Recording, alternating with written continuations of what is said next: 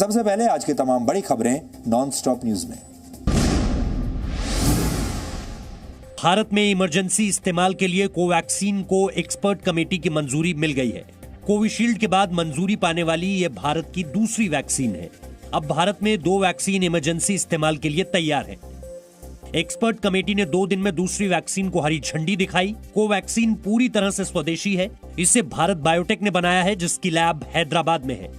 Covishield की तरह Covaxin को भी drug controller general of India यानी DCGI की अंतिम मंजूरी का इंतजार करना होगा।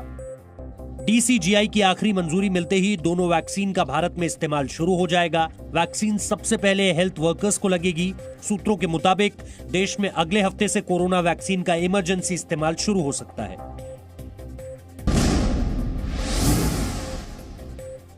आज पूरे देश में कोरोना वैक्सीन का ड्राई रन किया गया। देश के सभी राज्यों और केंद्र शासित प्रदेशों के 125 जिलों में ड्राई रन किया गया।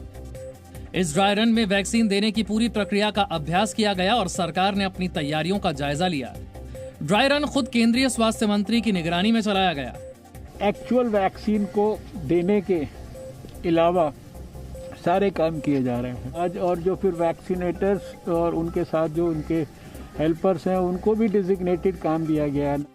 भारत में वैक्सीन का इमरजेंसी इस्तेमाल जल्द शुरू होना है। ऐसे में इस ड्राई रन से वैक्सीनेशन की प्रक्रिया में काफी मदद मिलेगी।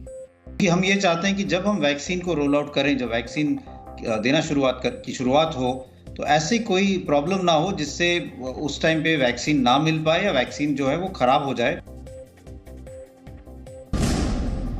यूपी के पूर्व मुख्यमंत्री अखिलेश यादव कोरोना वैक्सीन पर एक विवादित बयान देकर घिर गए। अखिलेश यादव ने कहा कि वो बीजेपी की कोरोना वैक्सीन नहीं लगवाएंगे। देखिए, मैं तो नहीं लगवाऊंगा अभी वैक्सीन। मैंने अपनी बात कह दी, और वो भी बीजेपी लगाएगी उसका भरोसा करूंगा मैं?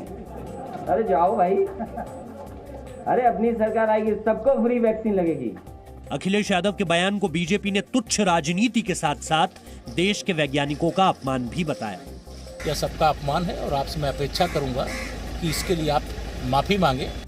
अखिलेश ने बाद में ट्वीट करके सफाई दी कि उन्होंने वैज्ञानिकों का अपमान नहीं किया है।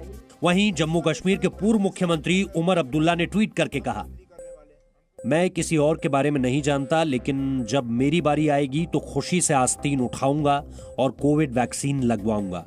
वैक्सीन किसी राजनीतिक पार्टी की नहीं है, मानवता के लिए है। यूपी में 5 जनवरी से कोरोना वैक्सीनेशन का ड्राई रन होना है। भारतीय क्रिकेट कंट्रोल बोर्ड के अध्यक्ष और टीम इंडिया के पूर्व कप्तान सौरव गांगुली को सीने में तकलीफ के बाद कोलकाता के वुडलैंड्स अस्पताल में भर्ती कराया गया। सौरव गांगुली को घर पर एक्सरसाइज करते हुए सीने में तकलीफ महसूस हुई थी। अस्पताल में सौरव गांगुली की एंजियोप्लास्टी की गई, जिसके बाद उनकी हालत स्थिर है। Sourav Ganguly had heart attack, आज সকালে একটা মাইল্ড হার্ট অ্যাটাক হয়েছিল। He came in good time, উনি জলদি হসপিটালে চলে এসেছিলেন। ওনার একটা আর্টারিতে ক্রিটিক্যাল ব্লকেজ ছিল, যেটাকে আমরা এনজিওপ্লাস্টি করেছি। He is better now. আমাদের হার্ট টিম ডিসিশন একটা নেওয়া হবে, ওটাকে আগে কিভাবে পরিষ্কার করা যাবে। गृह मंत्री अमित शाह ने फोन करके सौरव गांगुली की सेहत की जानकारी ली। वहीं पश्चिम बंगाल के राज्यपाल जगदीप धनखड़ और मुख्यमंत्री ममता बनर्जी ने अस्पताल जाकर सौरव गांगुली की सेहत का हाल जाना। আমি যেটা দেখলাম যে ভালো আছে এবং হাসছে, নিজে বিছানায় এসে আমায় জিজ্ঞেস করছে আপনি আপনার শরীর ঠিক আছে তো। अस्पताल ने मेडिकल बुलेटिन में बताया कि दिल की बीमारी सौरव गांगुली की फैमिली हिस्ट्री में है। गांगुली को 4 से 5 दिन और अस्पताल में रहना पड़ सकता है। ऑस्ट्रेलिया के खिलाफ तीसरे टेस्ट मैच से पहले भारतीय क्रिकेट टीम के 5 खिलाड़ियों को आइसोलेशन में भेज दिया गया है। इन 5 खिलाड़ियों पर कोरोना प्रोटोकॉल तोड़ने का शक है। बायो बबल प्रोटोकॉल तोड़ने की जांच भी शुरू कर दी गई है। आइसोलेशन में भेजे गए खिलाड़ियों में रोहित शर्मा, शुभमन गिल, ऋषभ पंत, पृथ्वी शॉ और नवदीप सैनी हैं। दरअसल ट्विटर पर एक प्रशंसक ने इन खिलाड़ियों का वीडियो डाला, जिसमें ये एक इंडोर रेस्टोरेंट में बैठे खाना खाते दिख रहे हैं। इस प्रशंसक ने पहले यह दावा किया कि ऋषभ पंत ने उसे गले लगाया था। वीडियो सामने आने के बाद क्रिकेट ऑस्ट्रेलिया ने 5 भारतीय खिलाड़ियों को बाकी खिलाड़ियों से अलग कर दिया है। हालांकि बीसीसीआई ने सफाई दी है कि ये खिलाड़ी रेस्टोरेंट में सिर्फ खाना खाने गए थे और उन्होंने कोरोना प्रोटोकॉल का पूरी तरह पालन किया है। बायो बबल प्रोटोकॉल के तहत खिलाड़ियों को एक साथ इंडोर रेस्टोरेंट में खाने पर मनाही है। भारत और ऑस्ट्रेलिया के बीच तीसरा टेस्ट मैच सिडनी में 7 जनवरी से शुरू होगा। हिंदू धर्म और देशभक्ति को लेकर आरएसएस प्रमुख मोहन भागवत के बयान पर एआईएमआईएम अध्यक्ष असदुद्दीन ओवैसी ने सवाल उठाए हैं। मोहन भागवत ने दिल्ली में एक पुस्तक विमोचन के दौरान कहा था कि हिंदू कभी देशद्रोही हो ही नहीं सकता। हाँ, ऊपर की राख धूल झाड़कर उसको खड़ा करना पड़ता है। सोया हुआ पेट्रियट रहता है और जागरूक पेट्रियट रहता है, ये हो सकता है, लेकिन भारत विरोधी ऐसा कोई नहीं रहता है, भारत द्रोही ऐसा कोई नहीं रहता है। भागवत ने महात्मा गांधी का हवाला देते हुए यह बयान दिया था। इस पर असदुद्दीन ओवैसी ने ट्वीट करके पूछा, बापू के हत्यारे गोडसे पर मोहन भागवत क्या बोलेंगे? असम के नेली नरसंहार के जिम्मेदारों पर क्या बोलेंगे? 84 के दंगों और 2002 के गुजरात दंगों पर क्या बोलेंगे?